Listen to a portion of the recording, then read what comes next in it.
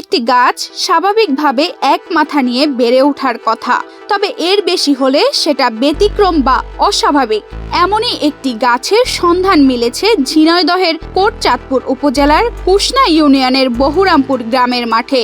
গাছটি একসময় এক মাথা বিশিষ্ট ছিল, তবে গাছটি বর্তমানে 14টি মাথা নিয়ে দাঁড়িয়ে আছে। এ ঘটনায় এলাকাবাসীর মধ্যে ব্যাপক চাঞ্চল্য সৃষ্টি হয়েছে। খেজুর গাছ দীর্ঘ মনে করেন আমাদের জন্মের আগে তো আমরা দেখি এখন উপর আল্লাহ জানে আছে গিয়ে আল্লাহ তাআলা কি সৃষ্টি করে দিয়েছে এখানে আমরা তো সঠিক জানি না। গাছটা আমরা ছোটবেলাতেই দেখছি, তো এই গাছ কাটতে কাটতে ওর মাথা হয়েছে, হওয়ার পরে ঝাপসা হয়ে গিয়েছে। ঝাপসা হওয়ার পরে ওখানে জাতি একটা ভয় করতো, তারপরে আস্তে আস্তে মানুষজন ঠিক পেয়ে গেল যে কথায় 22 মাথা হয়েছে, আগে দেখতে আসে।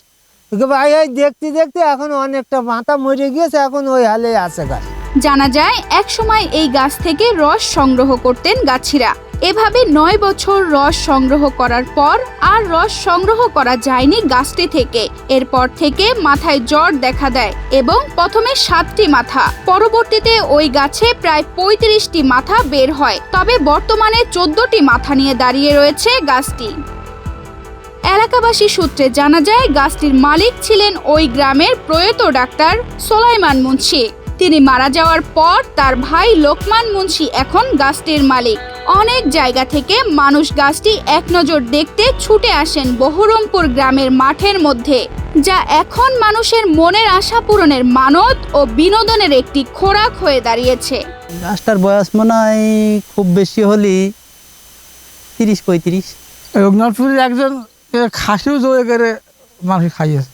জানি না সেমনটা, কিন্তু সবাই আসে দেখে। আমার আল্লাহ তরফ থেকে মানে সুন্দর একটা গাছ, মানে সবাই দেখে খুব আশ্চর্য হয়ে যায়, তাই সবাই দেখতে আসে, আমরাও দেখি। মানে প্রথম যখন শুনেছিলাম তখন তো খুব অবাক লাগতো যে এক খেজুর গাছ অতগুলো মাথা আল্লাহ কীভাবে সৃষ্টিকর্তা মনে করেছেন।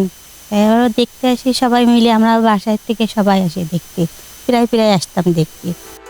তানজিদা রহমান ইনায়া, বাংলাদেশ প্রতিদিন।